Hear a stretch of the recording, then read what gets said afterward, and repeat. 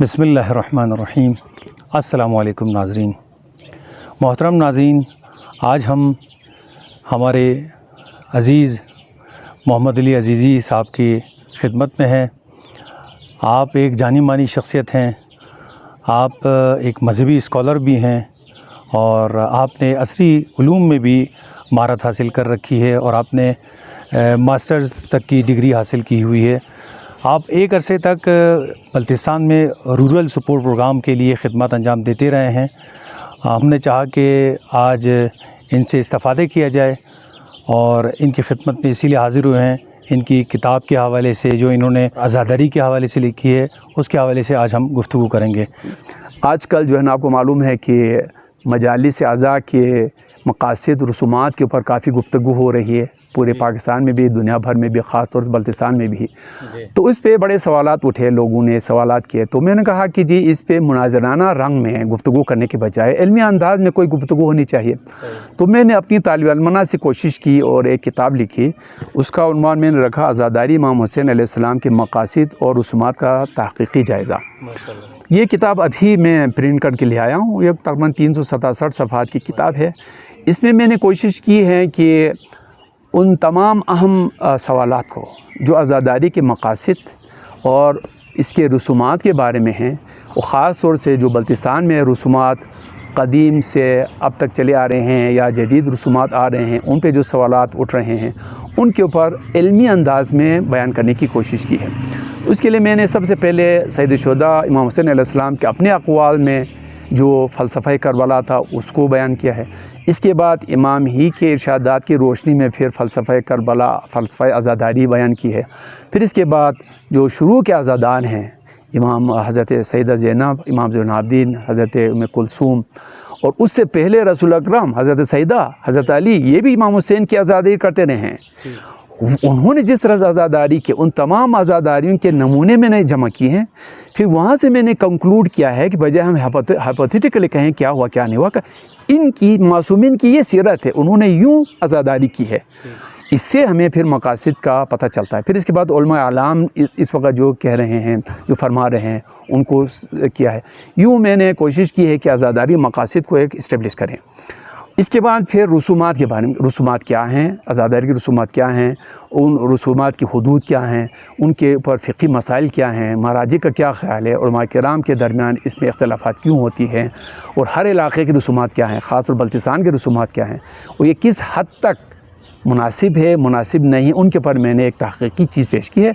उम्मीद ये है कि इस पे मुनाज़राना रंग नहीं चढ़ेगा और लोग इसको एक इल्मी काबिज समझ के पढ़ेंगे, और इसके बाद इस पे दानिश्वर हज़रात मज़ीद बिल्ड करके, गोया एक मुकालमा है आज़ादारी और उसके रसूमात के बारे, इस मुकालमे को दानिश्वर हज़रात और आगे बढ़ाएंगे इंशाअल्लाह। अच्छा अली भाई, ये एक और सवाल है कि आज़ादारी एक मजहबी अमल होने के साथ सकाफ़ती और समाजी अमल भी है, इसलिए इसकी रसूमात और तौर तरीक़ों पर उलमा किराम की तरफ से पाबंदियाँ लगाने से क्या इसकी तरक्की रुक तो नहीं जाएगी? दरअसल आज़ादारी जो है ना, वो वाक़या करबला को याद करना है। वाक़या करबला सन 61 हिजरी में, मुहर्रम 61 हिजरी में वाक़ा हुआ। तो कहाँ वाक़ा हो गया? अरब में, इराक़ में। इमाम हुसैन और उनके जितने भी साथी शोहदा थे और जो आपके साथ अल हरम और बच्चे थे, या इमाम ज़ैनुलआबिदीन, ये कहाँ के थे? अरब थे, हिजाज़ के थे लोग। ये लोग हिजाज़ के थे। हिजाज़ से आके इराक़ की सरज़मीन पर उनके साथ ये सानहा हुआ। तो गोया ये सारा जो काम हुआ वो अरब कल्चर में हुआ। अब इमाम हुसैन अलैहिस्सलाम के साथ जो जुल्म व जफ़ा हुआ है, उसको अइम्मा ने फरमाया इसको ज़िंदा रखो। मुर्तज़ा मुतारिफ़ फरमाते हैं, दो कौमें अपने शोहदा की याद मनाती हैं। एक ईसाई हज़रत ईसा की क्रूसिफिकेशन की, सलीब चढ़ाने की, एक शिया इमाम हुसैन की शहादत की। फ़र्क ये है कि वो खुशी के साथ मनाते हैं, शिया गम के साथ मनाते हैं। बज़ाहिर हमें उनकी बात अच्छी लगती है। क्यों? बज़ाहिर इमाम हुसैन अलैहिस्सलाम फ़ातिह हो गए, यज़ीद नाकाम हो गया, इमाम हुसैन को शहादत का मकाम उज़्मा मिला, तो ये तो खुशी की बात है। लेकिन अइम्मा ने फरमाया नहीं, इसको रो के याद रखो, गम के साथ याद रखो। अब जाके माहिरीन ने कहा कि जनाब आप किसी वाक़े को याद करते हैं दो तरह कर सकते हैं। خوشی کے ساتھ کریں یا غم کے ساتھ کریں. اگر آپ کسی چیز کو خوشی کے ساتھ یاد کریں گے کیا ہوگا, آپ کے اندر جو جوش و ولولہ ہوگا وہ باہر نکل جائے گا, اب ٹھنڈے پڑ جائیں گے. اور اگر آپ کسی واقعے کو غم کے ساتھ یاد کریں گے تو کیا ہوگا, وہ غم آپ کے اندر چلی جائے گی اور اندر اور انٹینسیفائی ہو جائے گی, یعنی وہ غم آپ کے دل میں جائے گزین ہو جائے گی. تو جو لانگر لاسٹنگ ایفیکٹ ہے وہ ٹریجڈی کا ہوتا ہے, خوشی کا نہیں ہوتا. اسی لیے دنیا کے جتنا بھی کلاسک ادب ہے نا بڑا, وہ ٹریجڈی ہے. ٹھیک ہے نا, سب ٹریجڈی کے ہیں. اب وہاں موقع نہیں اس کو بیان کرنے. اس پس منظر میں دیکھیں تو ہم نے ٹریجڈی کے ساتھ اس واقعے کو زندہ رکھنا تھا. اب اگر سب لوگ عرب معاشرے کے حساب سے اس کو یاد رکھتے ہیں تو آپ بتائیں کتنی صدیوں تک آگے چلتی ہے, رک جاتی ہے نا. لیکن ائمہ نے کیا فرمایا, اس کو اپنے مقامی رواج کے حساب سے مناؤ. امام جعفر صادق علیہ السلام کے دور میں ایک صحابی آیا, امام نے پوچھا تم لوگ عاشوراء کو کیا کرتے ہو؟ کہا مولا ہم جمع ہو کے امام حسین کی یاد مناتے ہیں. اچھا کیا کرتے ہو؟ کہا کچھ واقعات بیان کرتے ہیں, پھر اشعار بیان کرتے ہیں. فرمایا اچھا یہ اشعار مجھے بھی ذرا سناؤ. اس نے جب اشعار سنایا تو اس نے امام کے احترام میں تحت اللفظی سنایا. امام نے فرمایا اس طرح سے نہیں, جس طرح سے تم اپنی محفلوں میں پڑھتے ہو اسی طرح سے لین سے پڑھو. تو یہ لین سے پڑھنا امام نے سکھایا ان کو, اس کی ترتیب سے پڑھو. پھر اس کے بعد یہ ہر ثقافت کے اندر یہ واقعہ جو ہے آتا گیا, لوگوں نے اپنے طور پہ اس کو اپنایا. آپ میر انیس اور دبیر کے مرثیے پڑھیں, کتنے متاثر کن ہیں پورے ہند میں. لیکن آپ اس کے لب و لہجے کو دیکھیں تو خواتین کی زبان لکھنؤ کے اشرافیہ کی خواتین کی زبان ہے, مردوں کی زبان لکھنؤ کے اشرافیہ کی مردوں کی زبان ہے, اور بچوں کی زبان لکھنؤ کے اشرافیہ کی بچوں کی زبان ہے. اگر یہ اس لب و لہجے میں یہ پیش نہ کرتے تو یہ اتنے مؤثر نہ ہوتے. ٹھیک, تو اس لیے عزاداری کی خصوصیت یہ ہے کہ یہ ہمیشہ اس لیے زندہ ہے کہ ہر ثقافت میں ڈھلنے کی اس کے اندر خصوصیت ہے, صلاحیت ہے, اور ہر علاقے کے لوگ اپنے طور پہ اس کو ڈھال کے کرتے ہیں. مسئلہ صرف یہ ہے کہ جب آپ ایک چیز کو اپنے حساب سے رسوم میں ڈالتے ہیں تو اس میں یہ خیال رکھنا پڑتا ہے کہیں خدا نخواستہ یہ کام شریعت کے خلاف نہ ہو, کہیں سے دین کی توہین نہ ہوتی ہو, کہیں سے کسی کو نقصان نہ پہنچتا ہو. تو اگر ایسا کام ہو رہا ہو تو پھر علماء کرام کی ذمہ داری بنتی ہے وہ نشاندہی کریں, بھئی یہ کام جو ہے نا چونکہ ان کرائٹیریا پہ نہیں آتا تو آپ ان چیزوں کو نہ کریں. تو علماء کرام بھی اندھادھن منع نہیں کرتے. علماء کرام دیکھتے ہیں, وہ ان رسوم کے بارے میں سوال اٹھاتے ہیں کہ جناب یہ رسم ایک زمانہ بہت اچھا تھا لیکن اب میڈیا کا دور ہے, ساری دنیا میں پھر جیسے زنی ہے, تمازنی ہے, ایک دور میں سب لوگ کرتے تھے چھری مارنا. لیکن کیا ہوا, کچھ بی بی سی وغیرہ نے سنا ہے, ایک ڈاکومنٹری بنائی, وہ ساری دنیا میں پھیلایا کہ یہ شیعہ قوم ایرانی جو اپنے آپ کو دنیا کا مہذب ترین قوم کہلاتی ہے, یہ تو یہ. اس کی وجہ سے رہبر معظم وغیرہ نے محسوس کیا کہ جی اب یہ کام وہن مذہب کا سبب بنتا ہے, تو انہوں نے فرمایا یہ کام نہ کرو. تو علماء کرام آزاداری پہ غیر ضروری بالکل بھی پابندی نہیں لگاتے ہیں. یقین کریں آزاداری پہ جتنی آزادی علماء کرام نے دے رکھی ہے نا, بہت ساری چیزوں پہ نہیں دی ہوئی ہے, لیکن علماء کرام نے اپنے زیر کنٹرول ان چیزوں کو رکھا ہوا ہے. جہاں وہ دیکھتے ہیں آگے پیچھے ہو جاتا ہے, انتباہ کرتے ہیں, بولتے ہیں. تو میرے خیال میں یہ چیز جو ہے ساتھ ساتھ چلتے رہنا چاہیے. اس سے آزاداری مذہب کے دائرے میں بھی رہے گی اور کلچر کے دائرے میں بھی فروغ پاتا رہے گا انشاءاللہ. بلتستان میں آزاداری کی رسومات میں اصلاح کے لیے آپ نے کیا تجاویز دی ہیں؟ بلتستان میں ایک تو ہمارے یہاں قدیم سے جو آزاداری کے مراسم ہیں بہت اچھے ہیں, ان میں کسی ترمیم تبدیل کی ضرورت نہیں ہے. اس لیے کہ بلتستان میں جس طرح سے مجلس منعقد ہوتی ہے اتنی باادب مجلس آپ کو دنیا میں کہیں نہیں ملے گا. آپ دیکھیں جب جیسے محرم کے مجالس شروع ہوتے ہیں, اس کے بعد عزاخانی کی خاص طور سے تزئین ہوتی ہے. اس کے بعد جو شخص بھی آزاد خانے میں داخل ہوتا ہے دروازے سے سر جھکا کے اس طرح سے داخل ہوتا ہے جیسے وہاں میت رکھی ہوئی ہو, شہداء کی لاشیں وہاں رکھی ہوں, اور ہم اس طرح سے آ رہے ہیں, سر جھکا کے آتے ہیں. کوئی ہنسی مذاق, کوئی بات چیت, بالکل ادا سے بیٹھ جاتے ہیں. پھر جب درود شریف سے شروع ہوتا ہے, اور درود کا بھی ایک خاص لحن ہے, یا پھر موسیقی کی بات آتی ہے, ان اللہ و ملائکتہ یصلون علی النبی یا ایھا الذین آمنوا صلوا علیہ وسلموا تسلیما. یہ ایک حسنیہ لے ہے، یہ ترنم کے ساتھ حسنیہ لے ہے، ترنم ہے لیکن حسنیہ ہے۔ اس درود شریف کے ساتھ ہی لوگوں کے دل جو ہے نا وہ عزاداری کے تیار ہوتے ہیں۔ پھر مرثیہ پڑھتے ہیں اور سب اس کے ساتھ دیتے ہیں۔ پھر اس کے بعد صلوات پڑھی جاتی ہے، عالم دین ممبر پہ تشریف لے جاتے ہیں، بالکل، اور کوئی واہ واہ نہیں ہوتی ہے، کوئی ہڑبوں نہیں ہوتا جب تک وہ صلوات کے لیے نہ کہ صلوات نہیں پڑھتے ہیں۔ پھر مصائب ہوتے ہیں، اس کے بعد نوحہ خوانی ہوتی ہے، بیٹھ کے نوحہ خوانی کرتے ہیں۔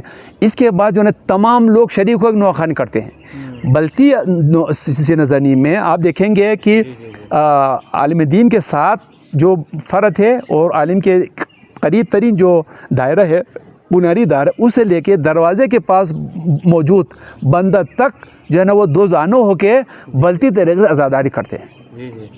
لیکن جب آپ کھڑے ہوتے ہیں اور اردو میں نوحے پڑھتے ہیں، آپ دیکھیں گے یہ بزرگ لوگ سارے سائڈ ہو جاتے ہیں، پھر آپ انجمن والے وہ لوگ چلے جاتے ہیں، ٹھیک ہے نا۔ اور پنجاب میں ہر جگہ یہ ہوتا ہے کہ سب لوگ آزاد زبان بھی ہوتے ہیں، ہاں، تو ہاں اس کے بعد پھر جو ہے نا آزادی ختم ہونے کے بعد پھر آپ کیا کرتے ہیں، سورہ فاتحہ پڑھتے ہیں، سلام پڑھتے ہیں، پھر اگر کوئی تبرک ہو بانٹتے ہیں۔ اس کے بعد پھر بھی لوگ سر جھکا کے امام بارگاہ سے چلے جاتے ہیں۔ تو یہ جو ادب ہے نا، اس کو ہمیں ہر جگہ برقرار رکھنا چاہیے۔ جلوس کے بارے میں کچھ مثلا نئی چیزیں آ رہی ہیں۔ اچھا، اسی طرح سے یہاں پہ پھر زنجیر زنی، جب میں چھوٹا تھا تو واقعی زنجیر مارتے تھے۔ ایران میں ابھی بھی زنجیر ہوتی ہے، یعنی زنجیر وہی جو کوڑا ہوتا ہے نا لوہے کا، اس کے لوہے کی زنجیروں کا، وہ لوگ لیتے تھے اور لوگ کا جو ہے نا قمیص کے بیچ میں سے کاٹ کے کرتے تھے، پھر اس کے اوپر مارتے تھے، یا کچھ لوگ منہ پہ مارتے جاتے تھے، تو شام تک ان کا منہ پورا لال ہوتا، سوج جاتا تھا۔ تیسرے دن ایسا گلابی رنگ ان کا ہو جاتا تھا نا، سب کچھ ٹھیک ہو جاتا تھا۔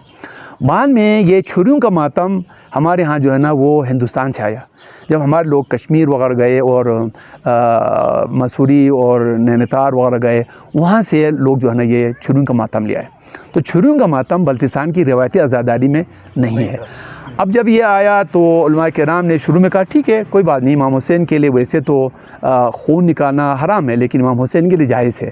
لیکن اب مثلاً مراجع فرماتے ہیں کہ وہن مذہب کا سبب بنتا ہے، تو اس سلسلے میں عرض یہ ہے کہ جو شخص جس مجتہد کی تقلید کرتا ہے وہ اپنے مرجع کے حساب سے اس پہ عمل کرے، رجوع کریں۔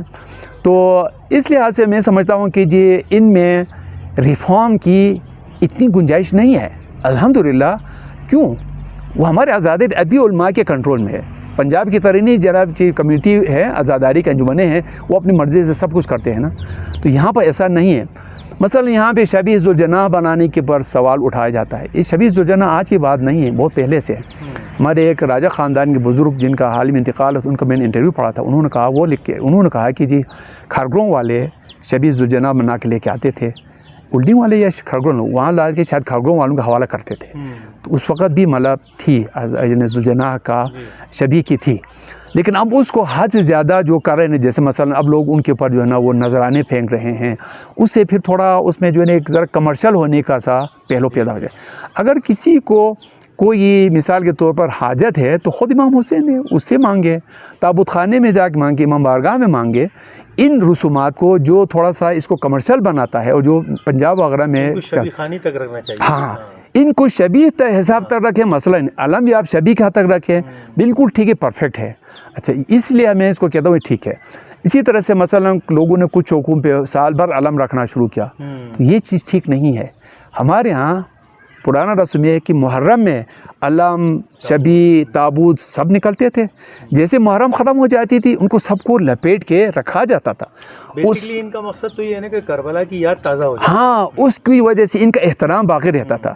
اچھا، حضرت عباس کا علم 9 تاریخ کو نکالتے تھے ہمارے بارگاہ پاری کے، اس کو بالکل پردے میں رکھا جاتا تھا، اور عین موقع پہ جب ذاکر یا عالم دین حضرت عباس کے جو ہے نا لشکر کشی کے لیے جانے کی بات کرتا تھا، علم لے کے مشرق لے کے، تو مشرق کی شبیہ علم کی شبیہ لے کے آتا تھا تابوت خانے سے، یقین کریں آدھے لوگ بے ہوش ہو جاتے تھے، جس کو علم کو دیکھے، اس کی تاثیر اتنی تھی۔ اچھا، اس کے بعد پھر دایاں بازو شہید ہو گیا تو علم کو ایک سائڈ پہ گراتے تھے، وہ سارے لوگ سر پیٹ کے، چہرے پیٹ کے جو ہے نا حالت ان کی خراب ہو جاتی تھی۔ تو یہ اس کا تھا۔ اس کے بعد جیسی مجلس ختم ہو گئی اس کو لپیٹ کے رکھتے تو اگلے سال عاشورہ کے دن 9 محرم کے نکلتا تھا وہ۔ تو جب آپ ان کو اتنا ارزان نہ کریں کامن نہ کریں نا تو ان کا احترام برقرار رکھتا ہے. تو صرف یہ ہے کہ ان کو اتنا زیادہ کامن نہ کریں تو پھر جو ہے میرے خیال میں ان کا احترام باقی رہے گا. تو البتہ یہ کام علماء کرام کا ہے اور مراجع اعظام نے بھی جو فتوے دیے ہیں ان کی روشنی میں ان کو چاہے کریں. ابھی پچھلے سال جو تھوڑی بہت لے دے ہو گئی تھی اس پہ میری گزارش یہ ہے کہ علماء بلتستان کو مرکز میں جمع ہو کے آپس میں سب مربوط مربوط ہونے کے بعد ان کو جو ہے نا اس پہ بحث کرنی چاہیے کہ اس وقت نئی عزاداری کی جو رسومات یہاں شروع ہو گئی ہیں ان پہ سب بحث کریں, گفتگو کریں, اور ان میں سے جن چیزوں کو وہ سمجھتے ہیں کہ یہ یا تو خود یہ کام ہی ٹھیک نہیں ہے, خیر وہ کام خود ٹھیک نہیں ہے, ایسا کام تو نہیں ہے الحمدللہ. البتہ یہ وہن مذہب کا سبب بن سکتا ہے, جسے مذہب کی توہین ہو سکتی ہے, عزاداری کی توہین ہو سکتی ہے. ان چیزوں کو کہیں کہ یا تو کہیں کہ یہ اس وہن مذہب والی چیز کو نکال دیں, ٹھیک ہے, اس کے بغیر آپ رکھیں. مثلا ذوالجناح ہے آپ کا, باقی چیزیں نہ رکھیں, آپ بے شک شبیہ کے طور پہ جلوس کے ساتھ رکھیں, کوئی مذاکرہ نہیں ہے. یا کہیں کہ جناب نہیں مثلا فلاں چیز اس کو مکمل طور سے بند کرنا ٹھیک ہے, بہتر ہے, کیونکہ ابھی 1-2 سال لگے گا پھر لوگ پھر کریں گے مثلا. تو ان کو چاہے کہ وہ ایک عزاداری کے بارے میں جو ہے نا باقی عوام کو ایک مکمل طور سے ایک گائیڈ لائن دے دیں, ضابطۂ رہنمائی دے دیں. مجھے یقین ہے بلتستان کے عوام علماء کے اس قسم کے فرمان کو 100% مانیں گے.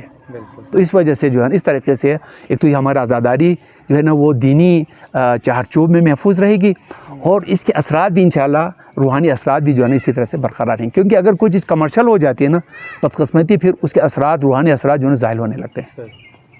بہت شکریہ محترم محمد علی عزیز بھائی, آپ کا بہت بہت شکریہ. آپ نے ہمارے ناظرین کے لیے اپنے قیمتی لمحات میں سے وقت نکالا اور اتنی سیر حاصل آپ نے گفتگو کی, خاص طور پہ, اور آپ کی جو عزاداری کے حوالے سے کتاب ہے اور عزاداری کے اصلاحات کے حوالے سے آپ نے بہت اچھی گزارشات اور تجاویز آپ نے پیش کی ہیں.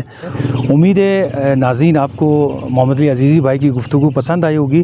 اگر آپ کو آج کی ویڈیو اچھی لگی ہے تو اس ویڈیو کو اپنے دوست احباب کے نمبروں پر شیئر کیجئے اور اس ویڈیو کو لائک کیجئے, اور آپ اگر ہمارے اس چینل پر نئے ہیں تو ہمارے چینل کو سبسکرائب کیجئے.